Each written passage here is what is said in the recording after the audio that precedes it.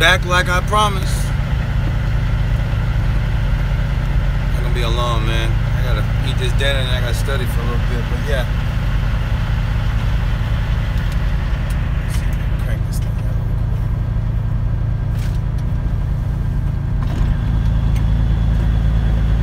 Get some cold air. Got some natural AC now. Got the natural AC running now outside.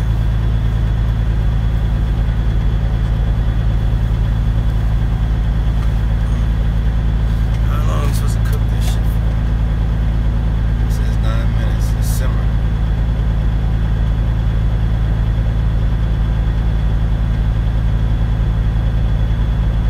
Shit, I got time to simmer. I'm ready to eat now. I got time to simmer. I'm ready to eat now. Shit. Hungry as a motherfucker. Oh, so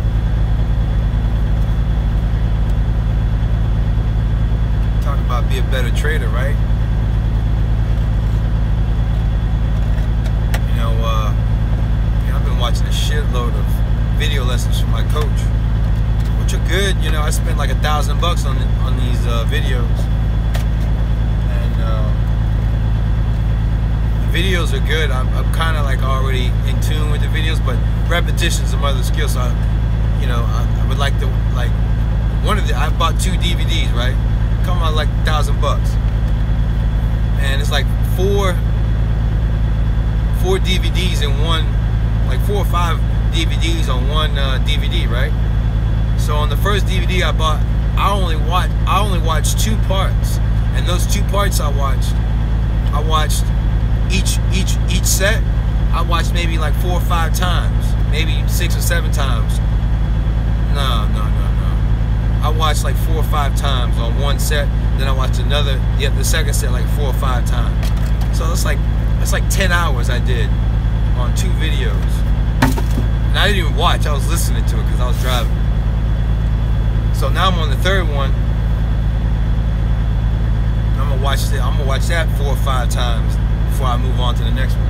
But they always talk about the traders, right? They always talk about trader psychology, right? Like trader psychology, it's all about emotions. You know what I mean? When you're trading these stocks, it's all about the emotions and making sure you got your emotions in check when you're doing your trades. I'll give you an example. Here's a great example of how you should have your emotions in check. I was up $4,000, right? I was up 4,000 and change. Well, not only did I lose the 4,000 and I watched my profits evaporate and go against me, I was down another 4,000 or 5,000. You know what I'm saying? It's just like, come on, man. It's like, so anyways, I pulled up YouTube on trader psychology, and I watched this. I actually let me turn this shit up. I actually saved it for a playlist so I can watch it later. But basically what this guy was talking about was, you know, he had his rundown of all the things you should do and not do, you know.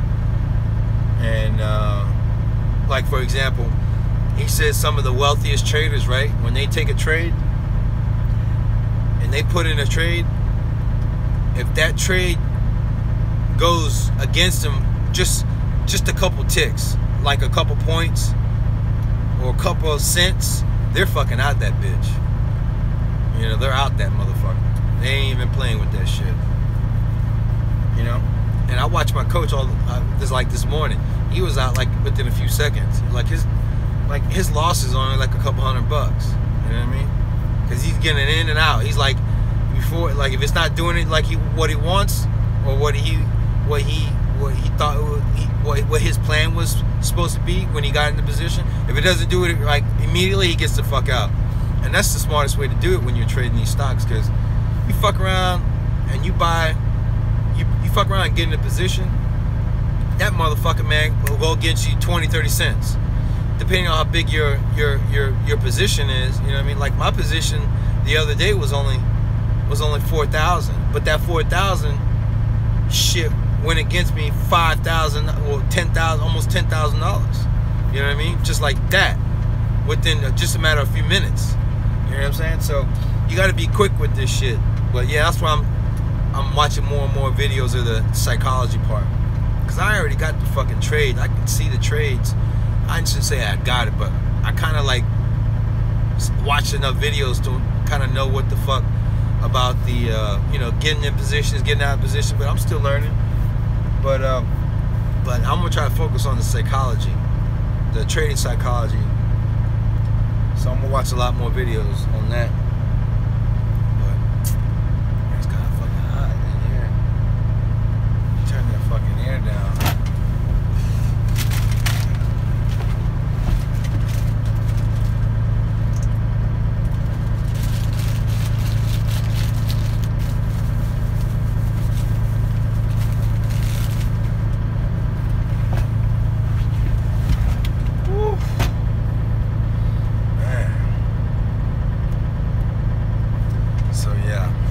Trading psychology, study time. I don't even know if I'm gonna be able to study. I'm fucking tired, man. Probably maybe watch 30 minutes to an hour and then crash. Get ready for the morning. Get ready for Friday. Hopefully I can make some money. If not, no big deal. I'm not gonna force it, you know what I mean? That's one thing I learned. Don't force trades. Only trade the best setups, you know what I mean? And to be honest, I'm trying to find out what the best setups are. I know, you know, buy the breakouts. You know, when a stock break out to new highs, buy that motherfucker. That bitch will probably run. If it breaks down, it's probably gonna keep breaking down. Another thing I learned is when the stock is up, don't try to buy the top. Meaning, don't try to short the top, because a lot of times these motherfuckers will just keep running, you know. But there's all sorts of ways to do, you know, trading. There's like 1,000 different ways to trade. I just need to find one niche. All I want to do is just find one, you know, niche where I could just be comfortable. Well, I should say comfortable, because you're never going to be real comfortable. Just confident that the setup that I'm looking at is the setup that I'm used to, and that's the setup I'm going to fucking buy, and that's the setup I'm going to make money on. So it's all about finding the setup that's, you know, that fits my personality or your personality. So if that means just me sitting on the sidelines watching the stocks move, then that's pretty much what I got to do for now. That's what I'm going to do. I'm just gonna sit back, and if I see something that like it just really, if I really want to get out, I'll just put in something small. Like the guy I was watching last night, he was just talking about where if you're taking a loss and you're like, I've taken a loss, right? So maybe I should back down on my size. Instead of going 4,000 into size, maybe I need to back down to like maybe the singles, like five shares, you know, 9 shares. You know, just to see. I rather, you know, because figure I lost 9,000 the other day.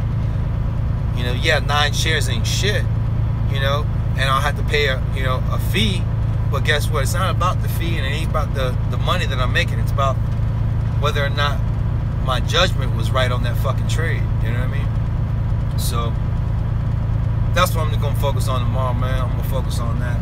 So let's talk about my loss. I took a loss today.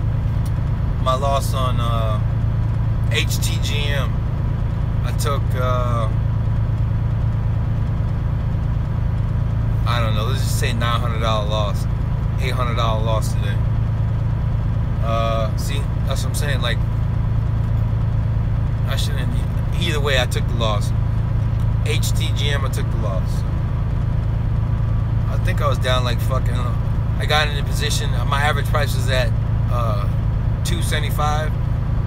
I got out at $249. So it's like fuck, man. But it is what it is. It's done and over with. But I just need to recognize that, and not make the same mistake over and over again, because it feels like I'm doing the same shit over and over, where I'm taking these losses and shit. So I'm gonna downsize the size that I put in, and just go from there. But at least it wasn't a fucking $1,000 or $2,000 or $3,000 loss. You know, $900. Wow, man, this motherfucker done yet? 13 more minutes. I'm ready to eat now, man. I'm fucking ready. I'm ready to lay this bitch up.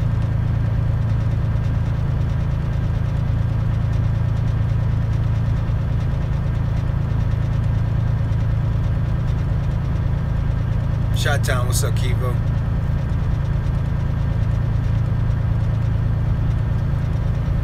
So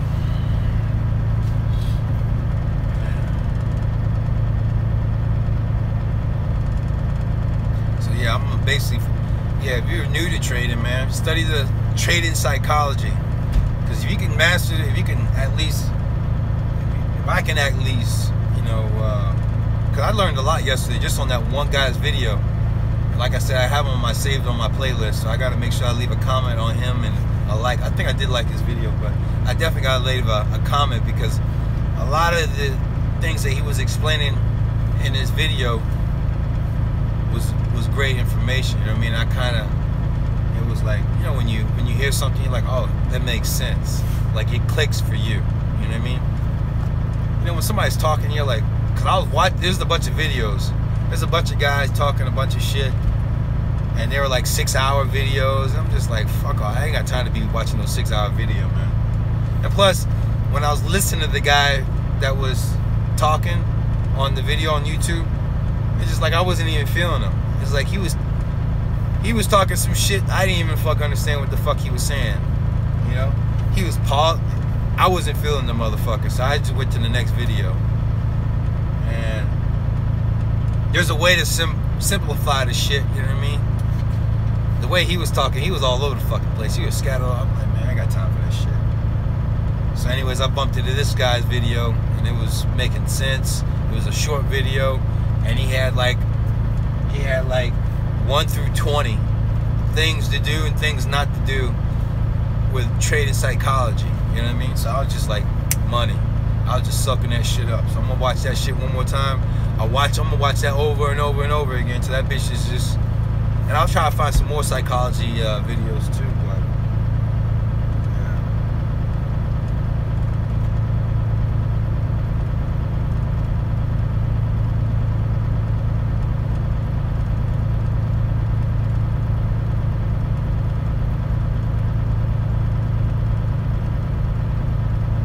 Well, as far as this trucking, man, it's. Once I get this truck fixed, hopefully by Saturday, that's what the mechanic was saying. He said maybe Saturday or sometime before Saturday. So either tomorrow or tomorrow or Saturday he'll have it fixed, which is cool. I worked a lot this week, man. I need to rest a little bit anyways.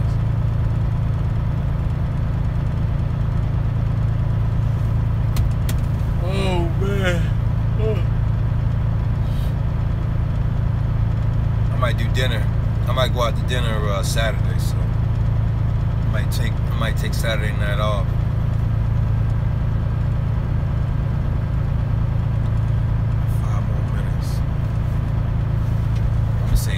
Done now. Fuck.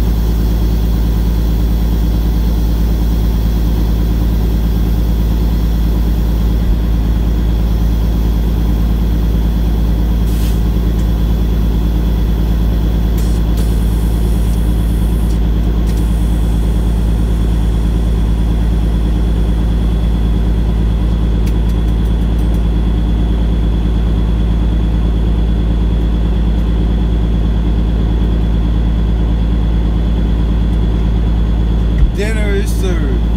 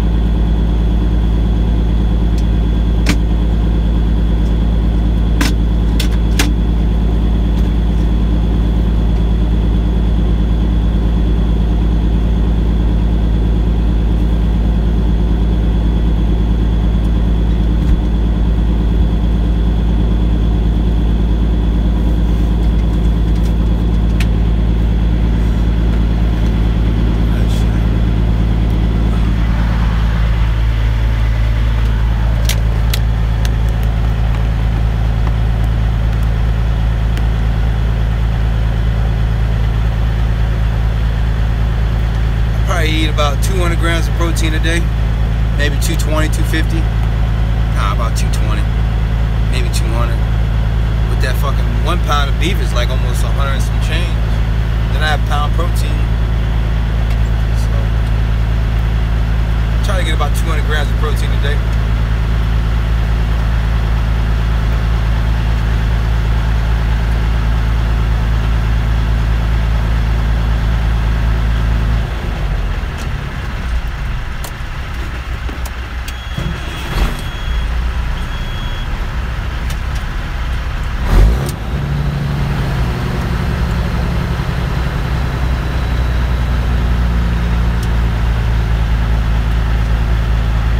About 200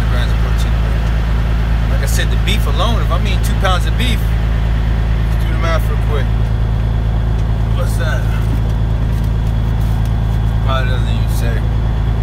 But it's a lot of protein. If you eat a pound of beef, that's a lot of protein. I'm eating 2 pounds of beef a day. Now you got me wanting to look now exactly how much it is.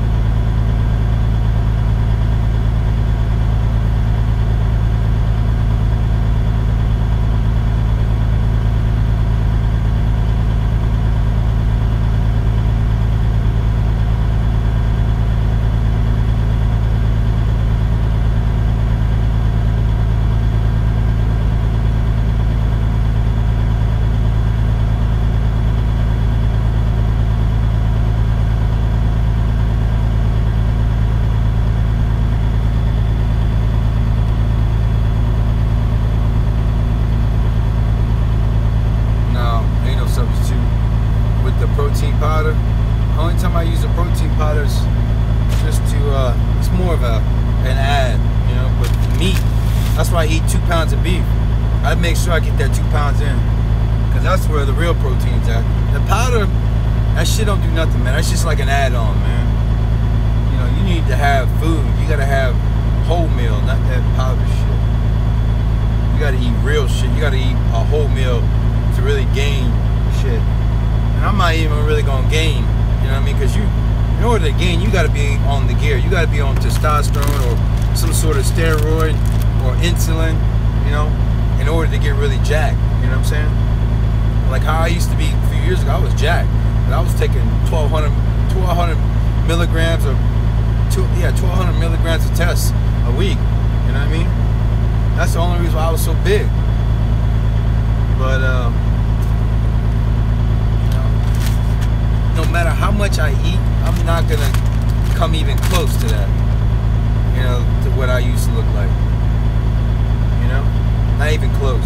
Doesn't matter if I eat 5 pounds of fucking beef a day. It's not gonna work, man. It's just not gonna happen. But at least I'm maintaining. I'm having some decent results. You know what I mean? For the most part, it's in my head. I got the energy. I can drive, work out. I can bang. I can get it going. So that's another reason why, you know, I try to eat, you know, the meat, or at least 2 pounds, because it gives me that energy, so I can run all motherfucking day, all motherfucking night. You know, and work out. You get what I'm saying? Work out and drive all fucking day, drive all fucking night. You know what I mean? No Red Bull, no caffeine, none of that shit. Just straight whole meals and some protein shit.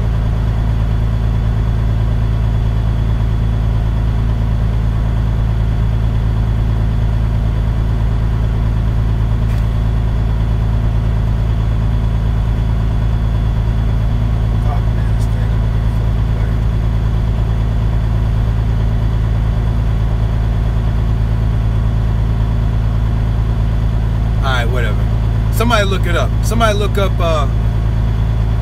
how much protein is in 2 pounds of beef. Somebody look it up real quick.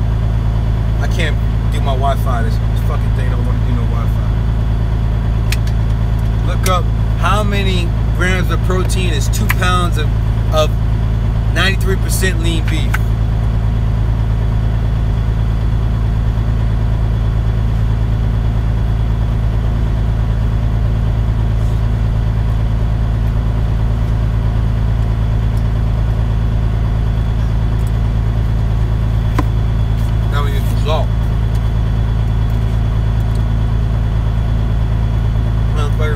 Put salt on everything.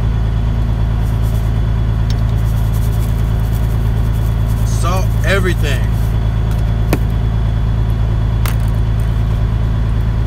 What's up, buddy?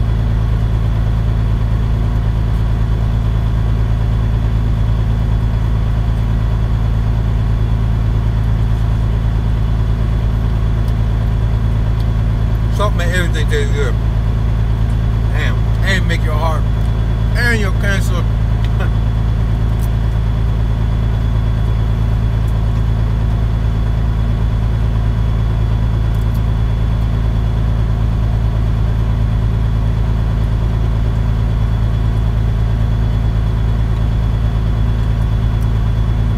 Pretty good.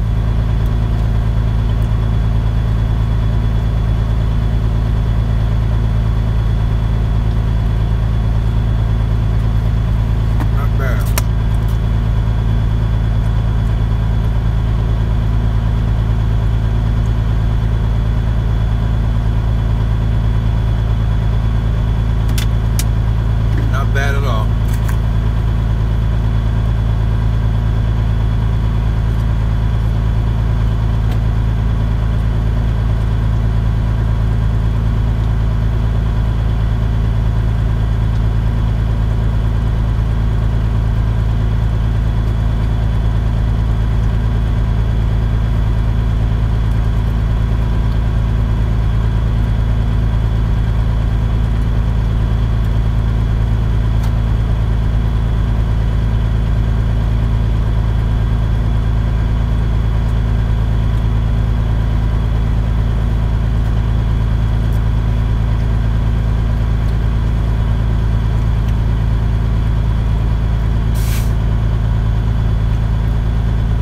About shit shredder, but I do know about Centerpoint Securities, but you gotta have at least $30,000 have an account with them. I know about Interactive Brokers. You gotta have about $10,000 in that account. If you're under the age of 23, I think you would have $3,000 in that account. E-Trade is really good, and Charles Schwab. Don't know about Shield Trader.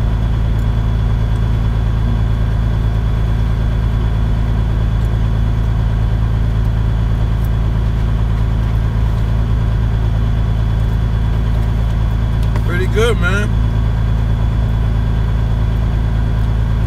Not bad at all. I'll tell you what, that pressure cooker, that will tenderize your meat. Like, I'm talking about, to me, when I eat out of that pressure cooker, it feels like I'm eating like a meal from the restaurant. You know what I mean? Because the meat's nice and juicy and tender. It's just, you know, if you were to cook this shit on a hot plate or a skillet or a pan, that shit ain't gonna be tender, man. You know what I'm saying? That shit ain't gonna be tender. I don't know.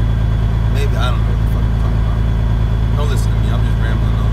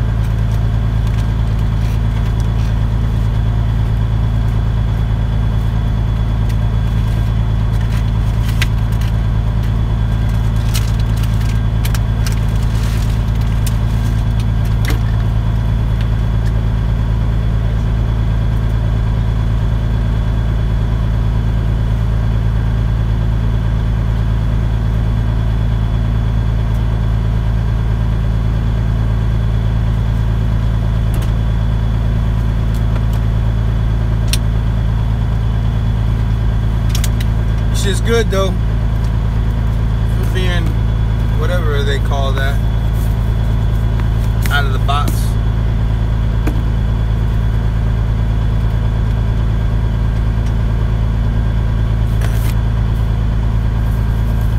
More salt. More salt. There we go. Yeah. I'm telling y'all, man. Salt was gonna save your life, boy.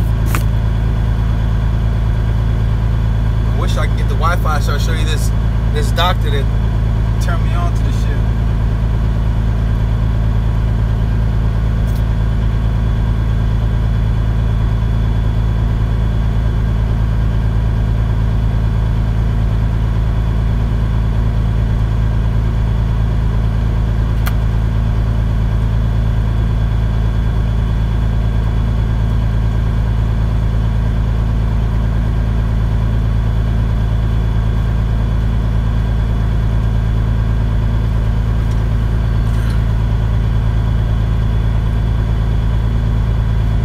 Salt, man.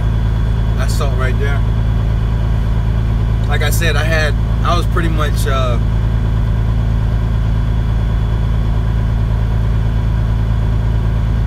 unable to run because I was taking so much Winstrol before a show I was doing down in Miami, and it pretty much paralyzed me. Well, I couldn't even fucking run. So I went to the chiropractor. Long story short, he did x-rays and shit. The Winstrol dried me out so bad it just sucked all the lubrication out of my vertebrae and all my little lower back muscles. I mean, my lower back bones. Your lower back, your bones have this fluid, right? And this it's like a shock absorber, right? Anyways, that right there, it has a lot of salt in it. That fluid that's in those joints for your vertebrae or your backbones, your lower backbones and shit, or your upper backbones, all that shit consists of salt. You know what I mean? So basically, if you know about steroids, Winstrol dries you the fuck out. It'll dry you so far out where your bones will literally lock up on you. And I know that because I was taking so much Winstrol. I was laying in bed with the girlfriend I was with, right? And I couldn't fucking move. My elbows were locked. My whole body was locked up because I was taking so much fucking Winstrol. And I was taking tablet Winstrols too to make it even fucking worse. So, anyways, I know from experience, and it makes sense when you think about it. Now that even that I've been using salt for the last 2-3 years. Now that I take a lot of salt in, I don't have no issues with my bones or my joints, none of that shit. You know what I mean? But the Winstrol did a lot of damage because I wasn't having any salt with my meals. So not only did I suck out all the fluid from my bones in my back, I was always in pain, especially when I would start to work out. When I would work out, oh, forget about it. Like, just to get in the car and drive in the car, I'd be fucking trying to adjust myself. You know what I mean? Because the pain of my lower back was, you know, just made me feel uncomfortable to drive home. You know what I mean? After the fucking workout. So now that I take the salt in, you know, I don't have any issues with my back. My back, you know, is amazing. You know what I mean? But, yeah, salt's where it's at, man. Those motherfuckers, those doctors, the government, right? Those motherfuckers, they lying to you. And the reason why they're lying to you is because they want you to not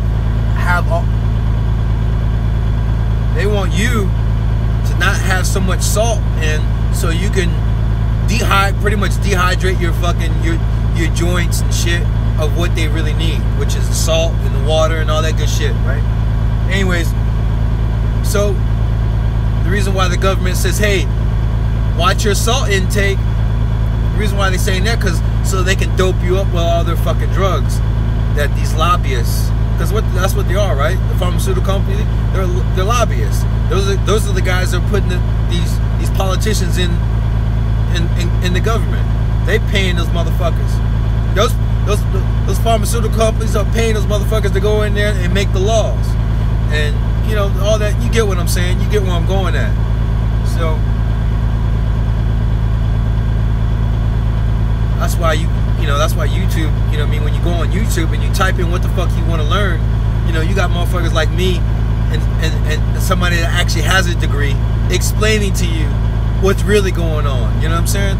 They'll tell you straight the fuck up, because YouTube, they don't have to watch what the fuck they say, and they're professionals. You know what I mean? I'm not a fucking professional, but guess what? I'm on YouTube listening to what the fuck those professionals are saying, and I'm doing what the fuck they said, and guess what? I feel the results. I see the results. The doctors, when I went to go get my blood work, the doctor said, your fucking blood work looks amazing. He says, what do you do? What's your diet consist of? I said, man, I eat a pound of beef a day. That's it. I don't eat no motherfucking vegetables. I don't take no fucking vitamins. I don't take none of that shit. He's like, what? He's like, you don't take no vitamins? I'm like, nah, man, fuck no. Take them vitamins for what? Them vitamins ain't shit. Fucking powder? Where the fuck that powder from? That shit ain't nothing. I eat food, motherfucker. I eat meat. This is what I eat, the beef. You see what the fuck I eat? So anyways, the doctor, he was digging. He was curious, because he's like, for your age, because, you know, I'm an old man, you know what I mean? I'm over 40. He's like, for your age, you know, I've never seen anybody come with your blood work, with the blood results that you had. And I totally, it slipped my mind to think about telling him about the goddamn salt in the water. Obviously, you know, the way this shit works, the way that I don't, obviously I eat meat, but I don't have cancer. But if you were to have cancer, you know, you would want a raw food diet, meaning like vegetables and shit. No meat, no sugar, no acidics, just water, salt, and that shit will kill the cancer, right? Or whatever the fucking disease you got. That's all you really got to do is alkalize your body with the water, the salt, and the raw food diet, right? And you'll be good to go. Depending on how bad you are. If you way fucking bad, like you stage 4 cancer, and you just like, you know, you didn't catch it in the beginning, then yeah, motherfucker, you done. You know what I mean? You've already tapped the man downstairs. He ready to come get your ass. You know, you already waited too long. But if you're somebody like me, you know, that's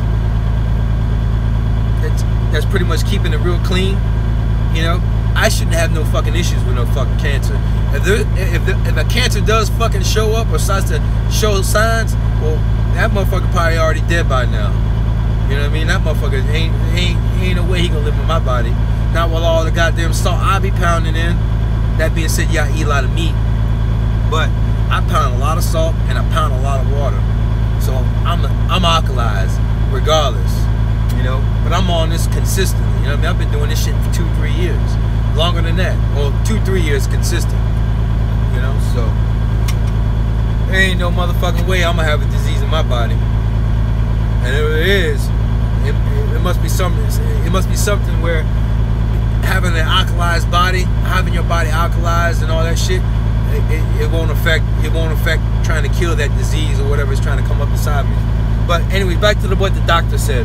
So the doctor was like, look, all your blood levels look amazing. Those were his words, verbatimly, amazing. And all my blood pressure came, everything went smooth, man. And the one thing that really tripped him out was that I only ate meat. I didn't eat any vegetables. I didn't take any vitamins, you know. That's what really flipped him out. To see that my levels were just that good from just doing what I was doing.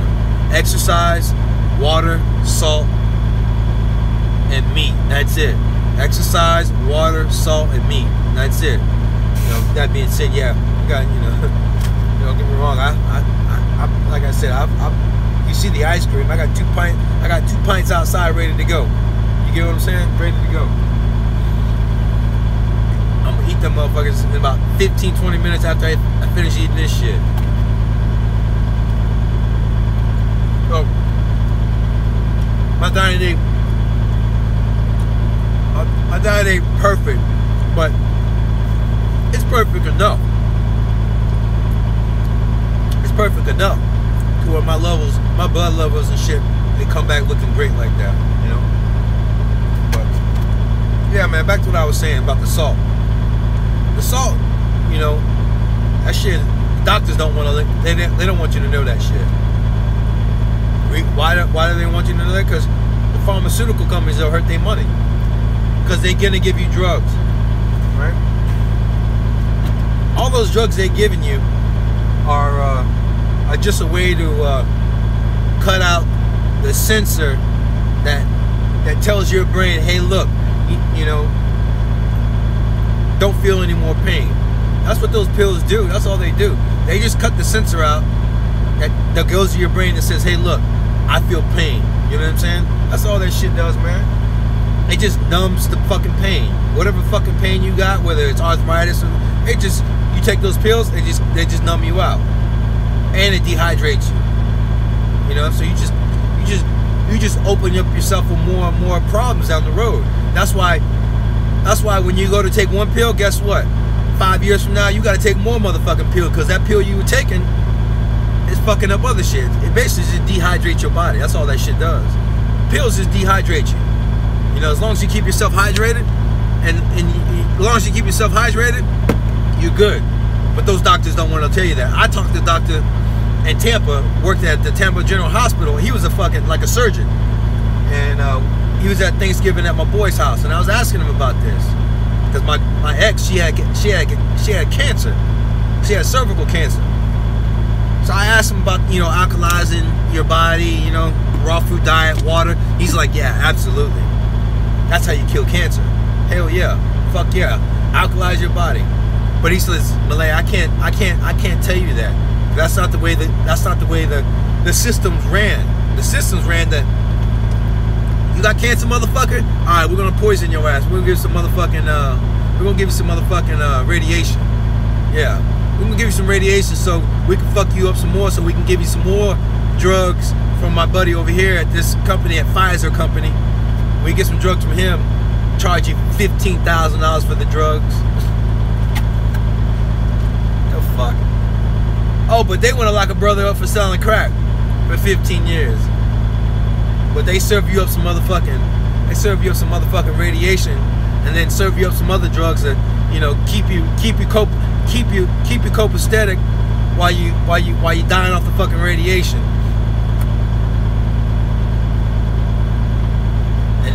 And they getting rich while you got a brother on the street trying to sell crack to a crackhead that want the crack. Motherfucking crackhead, he want the motherfucking crack. You know what I'm saying? Crackhead want the motherfucking crack, or heroin addict want that motherfucking heroin. You know, he want the motherfucking shit. And he ain't sick. He just want the shit because he's high. Right? But you want to lock a motherfucker up. You want to lock a brother up for that shit, right? Where you get these fucking big drug companies talking about, hey, take some of this shit for your arthritis. Fuck out of here.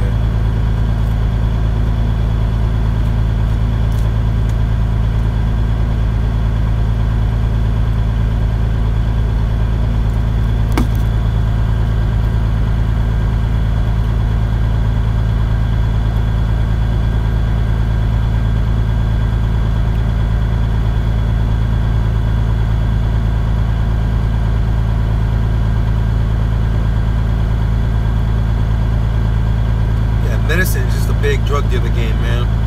That's all that shit is.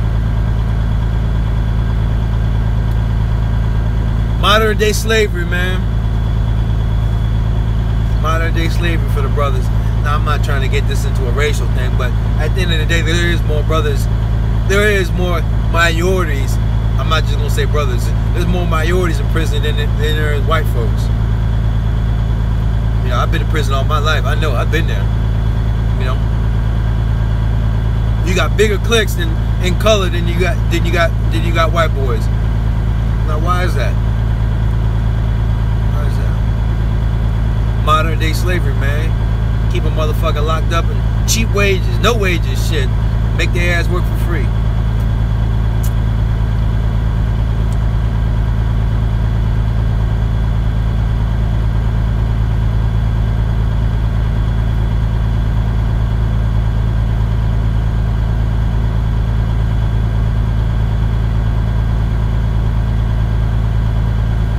You know what? Yeah, there's gonna come a time where they just can't lock motherfuckers up anymore. Now, talking about the petty motherfuckers, man. Like shit I was doing, shit I did, you know. Shouldn't been locked up for no 5, 10 years and dumb shit like that. I was in Georgia State Prison, right?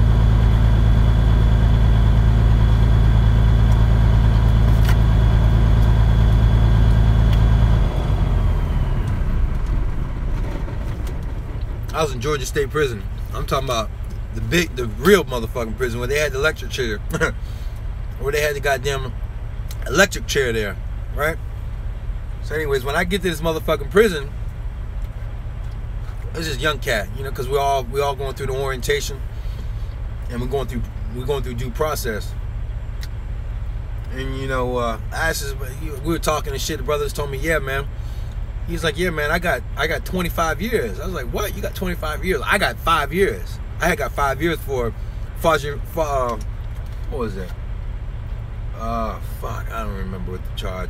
Let's just say bringing stolen property across the state, and I think it was, I don't even remember what the fucking charge was. Anyways, we were doing some shit, and it was just dumb shit at Sears, right? But we were making money. But my point is, I only got 5 years for that bullshit, right? I got 5 years. I did 5 years on that. I got 5 years on that. But the brother, he had got 25 years, and it was his first offense. It wasn't my fucking first offense.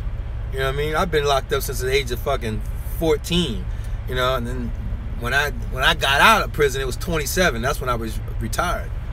So, anyways, back to the brother. They had gave that motherfucking man on selling crack, right? He was selling crack. It was his first offense. The kid was young as fuck, man. I was probably like 20. I was like 20, 24, 25, whatever the fuck it was. 24.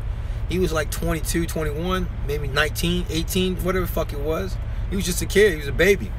They gave that little brother, man, on his first offense, they gave that motherfucker 25 years, man. It's on crack.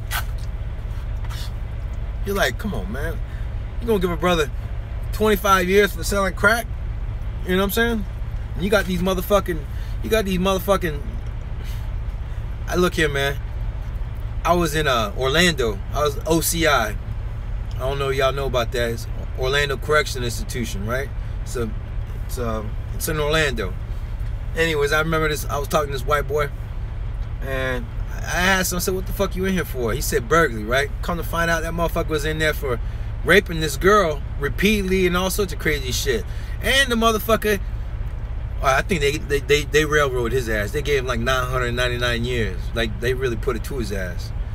But like literally, no joke, they gave the motherfucking 999 years for raping that girl like that. He had her in the van, and he was repeatedly raping her and shit. Yeah, it's a sick fuck, man. You know what I mean? But anyways, I go on and on about stories like this, man. Like I said, I got about 10 years worth of stories. So, anyways, you know, it's just like, man, these motherfuckers, man. That prison system, that's just a fucking slave shit. Even Obama, he even, you know, a lot of people talk shit about Obama, but he you know, he's a minority. You know what I'm saying?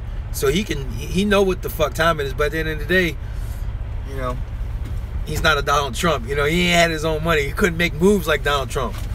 Motherfucker, he was making a paycheck. But he still made an effort to go. He actually went into the fucking prison and talked to the motherfuckers.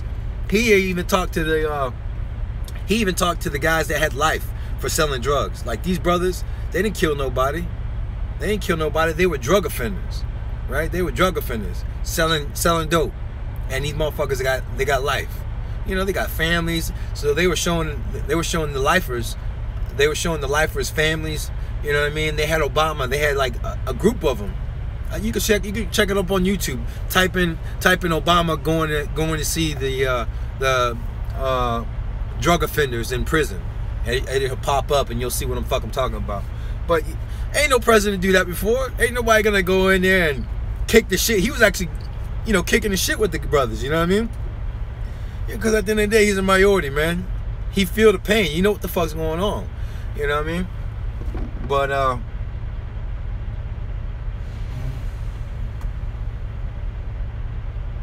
yeah, they locked those brothers up, man, for life. You know, for selling dope. Then you got these motherfucking big companies out here pushing all this shit at the hospitals and get away with it, because they literally just killing your ass. You know what I mean? When you taking all those drugs, they just a legalized fucking dope deal. That's what these motherfuckers are, man. Because what happens? You take one pill, you gotta take more motherfucking pills. You got high pressure, you got high blood pressure, motherfucker. You gotta take this pill, then you gotta take another pill, then you gotta take another pill. They just keep you hooked, and they making money off your ass. Fuck that shit. But and they killing your ass too at the same time. Because at the end of the day, all those pills you taking, it just dehydrates your body. That's why your body's dis-ease. It's not at ease. That's why they call it dis-ease. You get what I'm saying? Dis-ease. Your body's at dis-ease, motherfucker. You get what I'm saying? You get what the word says? Dis-ease. Your body's not at ease. So the way to put your body at ease is cut all the fucking pills out. Go with a nice diet, do some motherfucking exercise. But a lot of people don't want to exercise. They don't want to fucking drink water. They want to drink soda. And they want to drink coffee. They want to drink alcohol. Everybody, do what they have to do. You know what I mean? And, not everybody can, live that healthy lifestyle. People just want to drink alcohol. People want to drink caffeine. You know what I mean? That's just the way it is. But guess what? When it come time to meet your maker, motherfucker, and the way you put your body and you got to feel that pain, well, you're going to feel pain, motherfucker. You know what I'm saying? You're going to feel that pain. You're going to feel that cancer eat your ass up.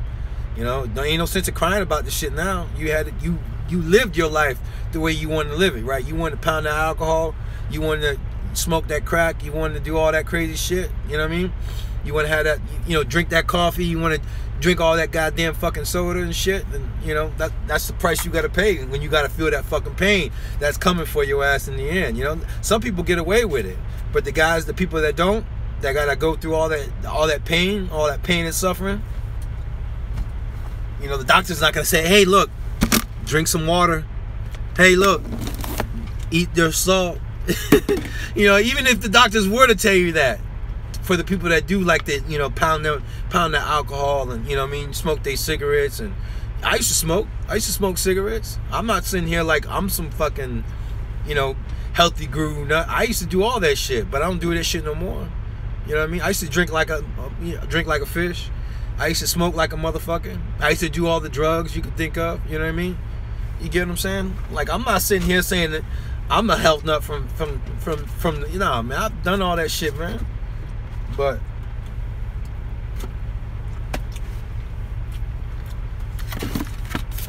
I'm just ranting on, man. It's a lot of that shit. But yeah, back to the prison though. Back to the prison. At some point they're gonna really have to let motherfuckers go. Especially the motherfuckers that just in there for petty shit. You know what I mean?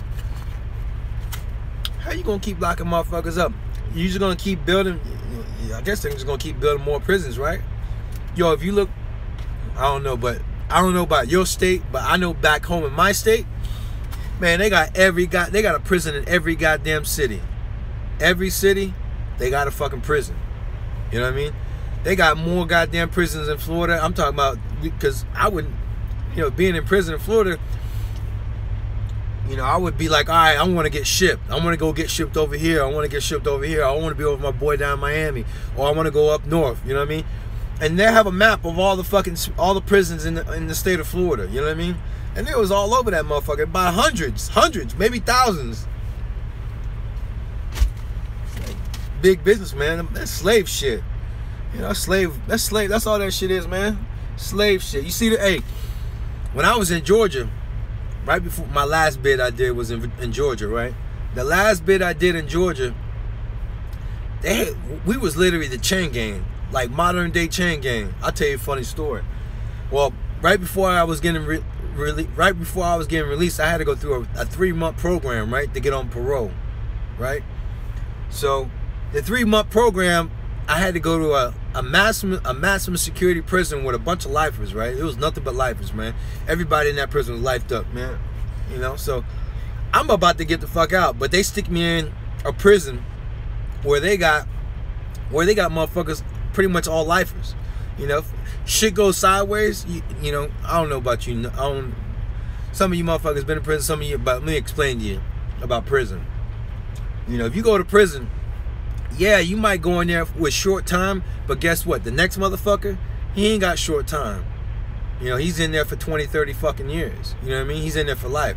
So his mentality, you know, it might not be the same mentality that you got or I got. Like, my mentality is like, all right, look, I'm going to, you know, keep it low key so I get the fuck out of here and get the fuck back on the street.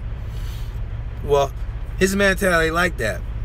So there's always a chance where shit can go sideways. When I say sideways is, you know, you gonna have to kill that motherfucker. You know what I mean? Or he gonna kill you. Because the beef between the two, you know, it ain't gonna just be like, hey man, you know, there's beef. You know what I mean? Either you kill that motherfucker or he gonna try to kill you. So that's how that mentality is like that. It's like going to war. You know what I mean? Like if you go to war, that's why when the boys come home, they got that killer instinct, you know what I mean? And it just fucks with them, you know what I mean? Because they over there killing motherfuckers over in war. Well, prison's kind of the same thing, you know what I mean? But there's not a lot of, well, I ain't gonna say there's not a lot of killing. There's some killing in prison, you know what I mean? But the prisons that I was at, it was limited, but there was still some shit going in there, you know what I mean? But my point is, if you go in there with short time, you still gotta go in the mentality, all right, look, you gotta be like thinking that you just like the next motherfucker that's got life. You know, you ain't got nothing to lose. You get what I'm saying? Because if you go in there thinking, you know, well, that's the mentality I had. You know, I went in there thinking, motherfucker fuck with me, I'm gonna kill your ass. You know, so don't fuck with me, I won't fuck with you, and we keep it going. You get what I'm saying? So it took me a long time when I came home to be domesticated. You know what I mean? To get that out of me. And it took a long time, man. It took me almost like 5-7 fucking years. You know what I mean? Maybe longer. 10 years, I don't know. You know, but when I came home, I was just like, man, don't even play with me, motherfucker. I'll kill your ass. Don't even play with me. And that was just straight, just like that, word shit. I'm not even play. I'll lay your ass out. You know what I mean? That's just the mentality, because being in there, being incarcerated, you know, because you can't.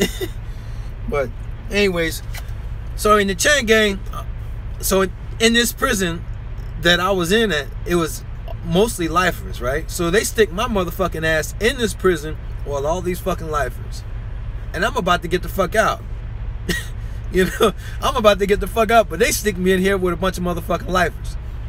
So I'm like, you know, they really don't want you to get the fuck out. They want you to keep your ass in that motherfucker so you can catch a charge, meaning catch a body, right? Catch a charge, catch a life, you know what I mean? Kill somebody in that motherfucker so you never leave that bitch. So you always gonna be a slave. You always gonna work for free. You know, you never gonna leave the system. So anyways, they had me on this program for 3 months. I was in Albany State Prison, right? So we had to walk 15, 20 miles a day. Every motherfucking day. We would get up in the motherfucking morning, 4 o'clock in the fucking morning. Get out on the fucking to the fence to get on the bus. Get on the fence to get on the bus. And we would get suited up. We would walk alongside Interstate 10, right? We would walk alongside Interstate 10 in a line. It'd be about 20 of us in a line picking up trash, right? We picking up trash 20, 15 fucking miles, man. And that might not sound a lot, right? But if you do that every day, 5 days a week for 3 months, yo, my fucking bones, my knees were pretty much raw. Like, I could feel the grind, you know, because they don't feed you shit. Like, this is good food. You know what I mean? If you work your ass off and do some labor shit like that every day, at least you would be able to heal your body and your bones and just your body, you know, from the wear and tear. Well, the food in prison ain't food. You know what I mean? It's some bullshit. Like, some of the food is in prison ain't even fucking food. It's some, I don't even know what it is. It's mechanically made type soybean food. You know what I mean? It's not even real meat. So you're not even getting all the, you get what I'm saying? So by the time I got the fuck about that damn work squad, right? My knees and shit, I could feel the bitches grinding. It was just bone against bone. There was no lubrication or nothing. So, anyways, long story short, I ended up making it. I went to Savannah, Savannah, Georgia for my work release program. I stayed there for a little bit, and I made it. I made it out. And then I was on parole for like a year, I think a year or so. But been a long time, man. I got out 2002 December. I think December 28th, 2002. I told myself, I said, the only way I'll go back to prison, now I wouldn't even think about going back to prison. I said, the only way I'll get locked up, knocking a motherfucker out. And that's pretty much what happened. So I gotta be careful what the fuck I say. You know, like before I know what I know now. You know, when you say something, you gotta be careful what you say, because it's you know, it's like a jinx. You jinx yourself, but you know, you attracting that, like the law of attraction. You know, how you say things and what you say, how you say it, the words that come out your mouth, you got to be careful what you say, man, because what you say is what you're going to get back, pretty much. So if you ask for something, there's a good chance you're going to fucking get it. I know that from experience after I've already did my homework on the law of attraction and all that shit. So I know whatever you ask for, you will get, you know, you will get. But I told myself that when I was in prison. I said, man, or I told myself when I got on the street, I said, man, I said, if I get locked up, it's because I'm gonna knock a bitch out. And that's what happened. I was always fucking knocking motherfuckers out, especially the job I had. I was working at a nightclub down in Miami. I was putting bitches to sleep. I was trying to snatch the life out those motherfuckers, man, when we was trying to kick them bitches out the club. You know? It was just like, fuck. I don't even know how my homeboy, my roommate, he got killed. He got killed. You know, we were working we were in the nightclub, right? And it was his baby girl's birthday the next day, man. His little girl's birthday was the next day. Anyways, and we were roommates. He had a dog, I had a dog. You know, he was a professional UFC fighter. Like, he was legit professional fighter. He's from Armenia. And he had just got out of prison too, so he was doing good, you know what I mean? You know, he's got a job, he's got a real good job. He was managing one of the hottest clubs in Miami. One of the hottest clubs in Miami. He was managing that motherfucker. Because the owner, you know, wanted to take care of him, you know, because he was doing good. So anyways, so one night, I guess we had an altercation with some guys in the nightclub. And I guess he had just bought a loft, or he was renting a loft right behind the club. He was moving out the place that me and him were living. He had just moved out like a couple days ago. You know what I mean? And he moved to this nice ass loft. It's like a 5-story loft. Fucking sick ass loft, man. He's living the dream, man. He's doing good. You know, he's living the dream, making fucking money at one of the hottest nightclubs in Miami. You know, he's fucking killing it. So, anyways, long story short, I don't know what happened. I wasn't there, but they said he had ran outside the back door going towards his loft, and it was 5 witnesses of ours, right? So, it was like security and management from the nightclub. So he goes to towards his loft, because I guess those guys that he was following, you know, he thought my partner thought they knew where he lived, and his little girl was in the house too. So he's telling another guy, say, hey man, give me your gun, give me your gun, give me your gun, give me your gun. So he gave him his 45, and he ran out the nightclub, because we would keep all our guns. I didn't have a gun, but all the guys that did have guns, they were all legal, but they would all keep them in the security room, right? So he's like, hey man, give me your gun, give me your gun, give me your gun, give me your gun. So dude gave him his gun, and he took off. Bam. And come to find out, this car pulls up, right? These 2 UCs, these 2 undercovers pull up, and I guess they seen my partner with the gun, but my partner didn't point the gun at him. He had the gun down the whole time, from what all my witnesses said, right? And There was 2 officers. One was black and the other one was white. And my partner wasn't black. You know what I mean? He was a white skinned guy, but he's from Armenia. He wasn't white. He was from Armenia, but he was white. You know what I'm saying? It's white skin. So anyways, he had the gun down. So anyways, the white cop got scared and shot him.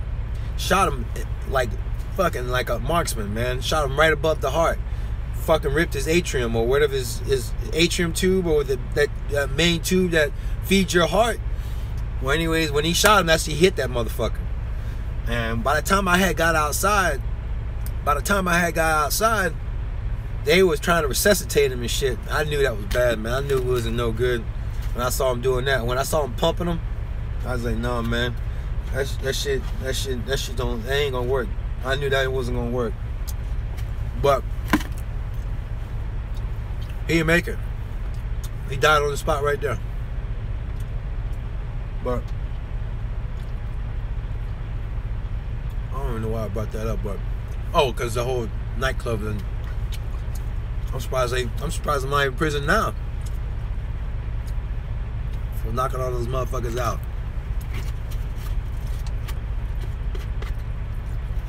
Look, I was undefeated pretty much. Knocking motherfuckers out in that damn nightclub. I was knocking motherfuckers out that bitch daily.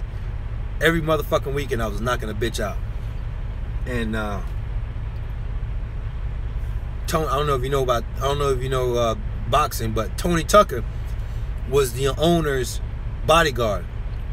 And he's like, man, I don't know if you know who Tony Tucker is, but Tony Tucker is former heavyweight champion of the world.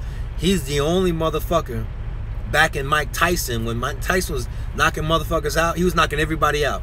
He was knocking everybody out. Everybody. He was knocking everybody out, that motherfucker. Right? And Tony was there to fight him. When nobody could stay in the ring with Mike Tyson no more than 30 seconds, right? 30 seconds to a minute, right? So the odds for Tony to win were fucking obviously low. There was no chance. Fuck low. There was no chance. And he was going to get knocked out. Everybody knew he was going to get knocked out, right? So, this is good. I'm supposed to be studying. I'm over here talking and all this shit with you guys. But, anyway, I hadn't made no videos, and so it's been a minute, so I'll sit here and hang out with you guys. But, so, you know, back then, Mike Tyson was knocking everybody out, right? We all know this from history. We all know Mike Tyson. We all know Mike Tyson doesn't fuck around back in the 80s, in the early 90s, right? So anyways, when he were to go to fight Tony, you know, Tony was obviously the underdog. And a lot of people didn't know this, right? But Tony fought Tyson with a broken wrist. You know what I mean? He had with a fractured wrist. I'm sorry, it was fractured. I'll call him in a minute. He'll tell you the fucking story. I was supposed to do that a few weeks ago, but I've been busy, and Tony was in Vegas hanging out with Mayweather for the Triple G fight. So I'll call him in a minute, and I'll let him tell you the motherfucking story. So, anyways, he went in the fight with a fractured wrist, right? Long story short, he went the distance with Tyson. I'm gonna tell you what. If his wrist wasn't fractured or wasn't broken, because he actually broke it during the fight when he was fighting Tyson. You can actually look it on YouTube right now. Look up Tony Tucker and Mike Tyson, and you'll see when Tony hit Tyson in that second round, it stung the shit out of Tyson. Like nobody's ever done that before. Especially when Tyson was fighting the way he was fighting when he was undefeated. You know, he was unstoppable. When Tony hit him, he stung that motherfucker, man. And he was the only motherfucker to ever sting Tyson like that. You know what I mean? And the commentators, you got to really pay attention when you watch it on YouTube. You'll hear the commentators be like, "Oh wow, nobody's ever really done that to Tyson before. That's unheard of." You know what I mean? Nobody's like, that was like kryptonite. Tony was kryptonite to Tyson. And if Tony was 100%, he would have knocked Mike Tyson out. I guarantee it. I guarantee either he would have knocked Tyson out, or Tony probably would have, he might have won the fight. Yeah, it was a good possibility he could have won the fight if his wrist wasn't fractured. But anyways, The reason why I brought this up, I was just going to give you the background on Tony. So anyways, Tony, he was seeing how brutal I was when I was in this nightclub. Like I would not fuck around. Like I said, I just got out of prison. You know, so I had that killer mentality. You know what I mean? I was just like, man, I ain't even, like, I wouldn't fuck with nobody, but when it was time to leave the club, you know, it's time to get the fuck out. You know, it's time to go, bitch, go. You know, we ain't got time to be fucking with you. Get your fucking ass and go. So Tony would see it, and he's like, man, you need to start boxing, man. You need to make some money. So I started training to box, and that's why I fell in love with it. But I never boxed because Tony, my partner that died, the one that got shot by the cop, his name's Tony too. He's like, he was the professional fighter, and he was like, look, man, because we would be in the house, right? We would be in the house and we'd be hanging out and shit. I was like, well, teach me some UFC moves and shit. So he would teach me and shit, and he would say, well, swing at me, and I would swing. He's like, oh shit. He's like, the way I was swinging, you know, he was like, man, damn, boy. He's like, the way you swing, boy, I would not want to get hit by you. And that's a professional fighter, you know what I mean? I'm just a fucking guy that doesn't know anything, you know what I mean? But he would tell me the stories after the fight. You know what I mean? He would tell me the stories after the fight, saying, look, you know, because I was already training. Like, I was running like 4, 5, 6 miles a day. You know, I was hitting the fucking heavy bag. I was not fucking around. I was really training. And I was already going to be taken care of with Tony, because Tony was good with, you know, I didn't want to fuck with your boy. What's the guy's name with the hair? What's that guy's name? The promoter with the hair. What's his name? The big promoter. The one that was promoting Tyson. Well, anyways, my point was, Tony had the connections to get me in if I really wanted to fight, right? And I was on my way to fight. Don King, right? So Tony had connections with Don King, like the big boys. You know, if I wanted to fight, they would get me a fucking fight, and I would make money. You know what I mean? Whether, regardless of, you know what I mean, I get my ass whooped or what, but I had a connection. It's all about who the fuck you know in any kind of business. I had a fucking connection. You know what I mean? I had it. You know, obviously, like I said, you know, he knows the Mayweather crew. They're family. You know what I mean? You know, if I was gonna, you know what I'm saying? Like, the possibilities were endless, but I was getting older. And then at this point, so Tony, the other Tony, the roommate, he really had me thinking. He had me really thinking, because he's like, look, man, he's like, at the end of the fight, man, it feels like you got hit by a fucking, you know, a Mack truck, you know, because the concussions, you know, when you're getting hit, you know what I mean? And mind you, you know, these guys that I'll be fighting, they've probably been fighting all their whole life. You get what I'm saying? I'm coming in the game 35 fucking years old, 32, 33, 34 years old, you know what I'm saying? Or, yeah, 29, 30 years old. You know, these motherfuckers got 20 years, you know, senior on me on boxing. You know, so I was going to take an ass whooping. I was going to get my ass whooped. You know, I was going to get fucked up, especially, you know, the trauma, you know, the concussions, you know, I was going to get fucked up. So the more and more me and Tony would talk, the more and more I was shifting to like, nah, this ain't me, man. This ain't me. You know, I don't want to be, you know what I mean? Like, if I'm going to call Tony in a minute, and you could probably, I've known him for almost 12, 13 years, so I can understand what he's saying. But he slurs. He slurs when he talks. You know what I mean? Now, he's just not slurring because that's the way he was born. He's slurring because of all those fucking concussions. You get what I'm saying? You know? Look at Muhammad Ali. You know? He was one of the greatest fighters ever lived, right? But he took a beating. You know, he took a beating. He took some head punches, you know what I mean? But look at him. That's what happened. That's why he was shaking all the time. That's why he couldn't talk. You know what I mean? Because all those goddamn fucking concussions. So it's probably smart for me.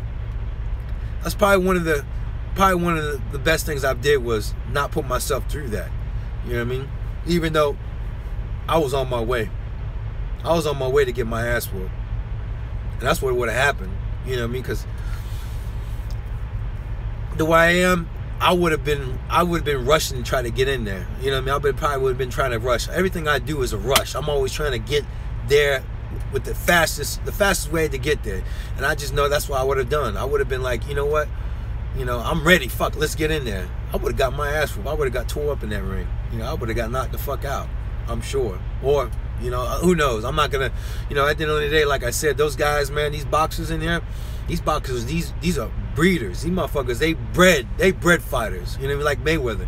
That motherfucker, Mayweather, you know, he's doing this shit since he was 5 years old. You know what I'm saying? You know, that's why, you know, you get motherfuckers like, you know, all these fighters, they're supposed to be really good, which they are good, right? They're great. I mean, they're good. They're not great. Mayweather's great. They're good, right? But when they go up against somebody like him that's been doing this shit since he was 5 years old, and he's got, you know, a family that are all bred fighters, you know, you can't fuck with that. You know what I mean? You know what I mean? You can't fuck with that. Like I said, I was coming in the game way too fucking late. Like I said, I got out of prison when I was 27. I started training, you know, I started training when I was, what, 20, 29, 30, no, like 32 years old. Man, shit, man, I would have got fucked up, man. I would have got my ass beat.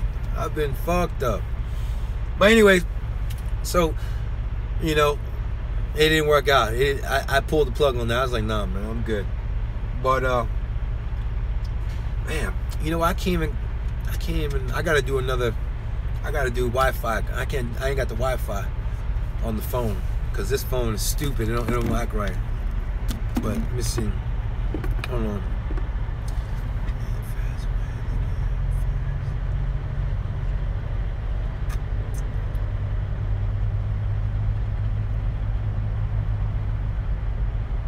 That's why Mayweather, you know, a lot of people hate on him, especially about his fighting style. You know, where he don't get hit. The reason why he don't get hit, he knows. You know, he knows because he's been around it his whole life. You know, his dad slurs a little bit, right? His dad slurs a little bit.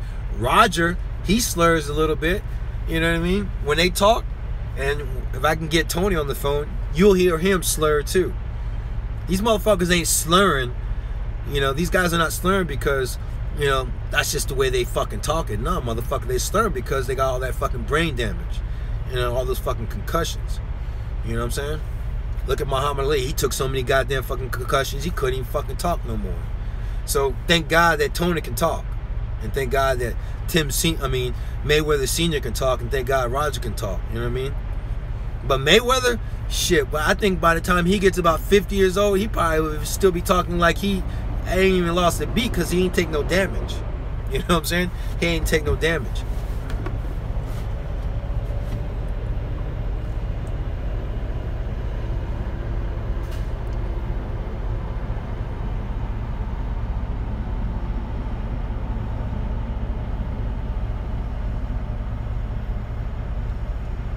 I'll tell you about some of this guy I met the other day. Tampa 813, what's up, boy?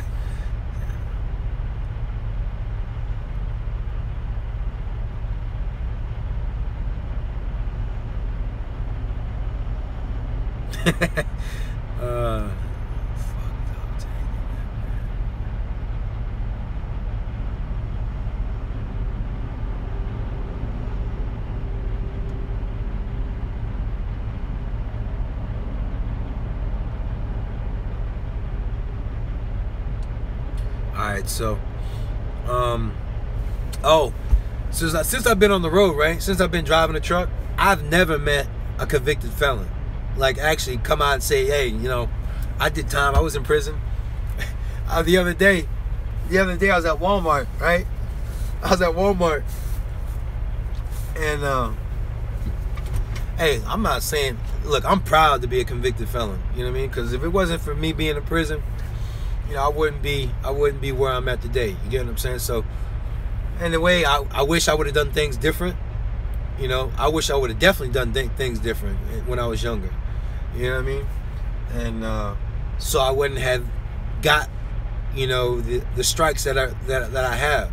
You know, I can't get a gun. You know, I can't do none of that shit, right? So, but that's the only thing. You know what I mean? Like, at the end of the day, it's about having a gun. You know, that's the only thing I'm really worried about as far as having a strike. But being in the prison all those life and then in the juvenile detention centers, they took the time. You know, they took the time away from me. You know what I mean? All those years are gone. I could never get those years back. You know, from my family. You know, my mom, my sister. You know, my brother. You know what I'm saying? My niece. You know, I wasn't even in most of my niece's life. You know what I mean?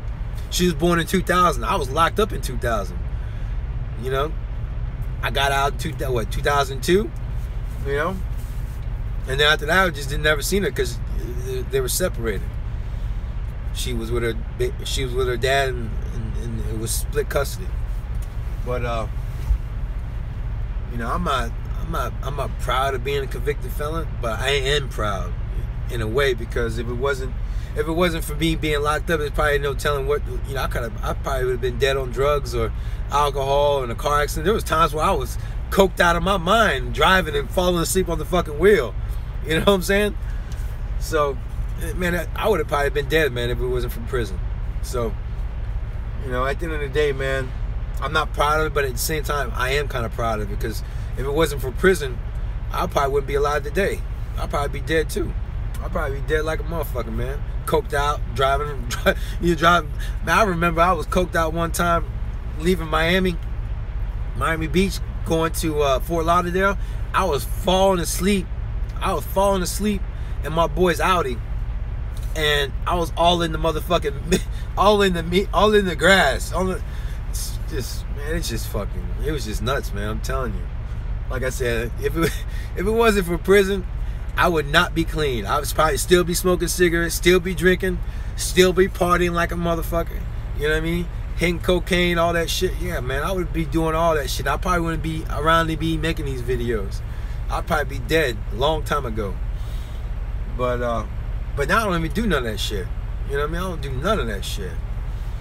But so I've been there, done that. So you know, me working out and shit, that's, you know, you see the clean me, you know, but it's not always been like that. You know what I mean? I was on the other side too. But man, I want to get this Wi-Fi. I'm gonna call Tony, cause I was supposed to make that video for you guys before. Give me a second. Hey, don't none of you guys go anywhere, man. Stay online. I'm gonna have to fuck with this phone for a second, cause it's gonna still be on live. So don't go in there. Stay locked in real quick. I'm gonna try to get this Wi-Fi so we can call Tony and have him tell you the story about the Mike Tyson story. You know, we'll have him tell you. I'm gonna have him tell you the whole Mike Tyson story. You know what I mean?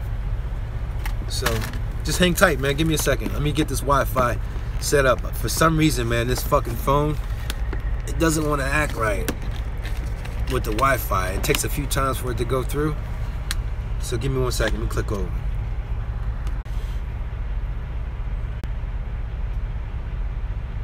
Alright. Let's see this shit work.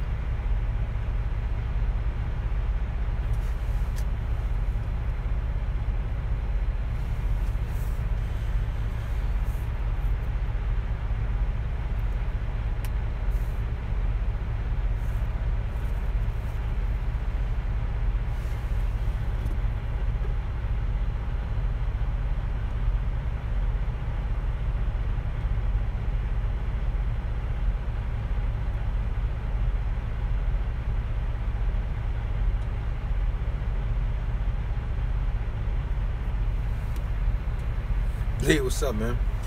Yeah, all right. You're right, Aaron, man. Aaron says it's not how you start. Talking about my life and everybody's life. Everybody's pretty much. There's a lot of other people that kind of can relate, right? He says it's perfect right here. He says it's not how you start, it's how you finish. He says, look where you're at now. You made a decision to make a change and try something different. Been there. Yeah, it's all about your life. Your life can change. It doesn't take years to change. You know what I mean? It just takes an instant. Like when I decided to quit smoking when I was in prison, I was like, I'm done. Like it was just like that. I was like, I was done. No more smoking for me. You know what I mean? No more smoking. Reason being, because I wanted to work out. You know, strong survive in prison, right? Well, I wanted to make sure I was strong in prison. So, no more smoking cigarettes. Working out.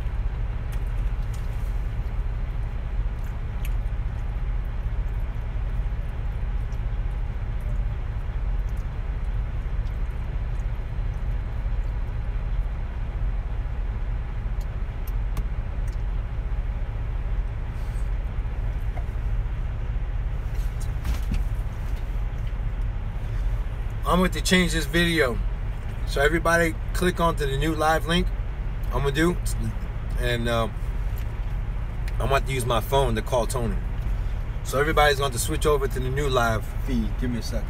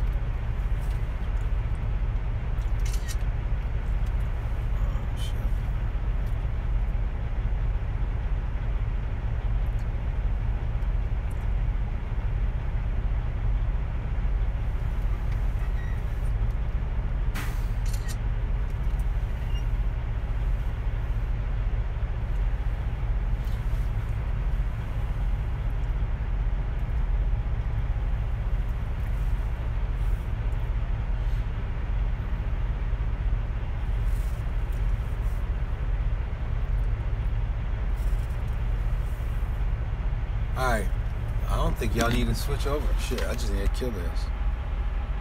I think I just shut this off. I'm gonna